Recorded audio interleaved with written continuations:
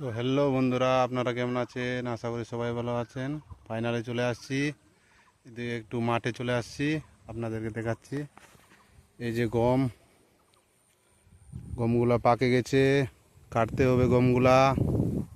এই যে আপনারা দেখতে পাচ্ছেন, গমগুলা সম্পূর্ণ গম পাকে গেছে।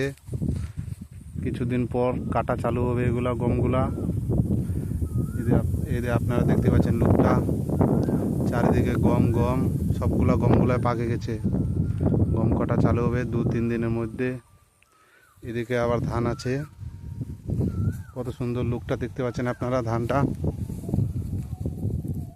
এই যে ধান, এখন যাচ্ছি মার্শালে চান করতে। এই যে দুইটা লোক চান করছে ওদিকে, আমিও যাব চান করতে। এই যে আমাদের গ্রামের পরিবেশটা দেখুন কত সুন্দর, ধান আছে, গম আছে, খোলা আকাশ,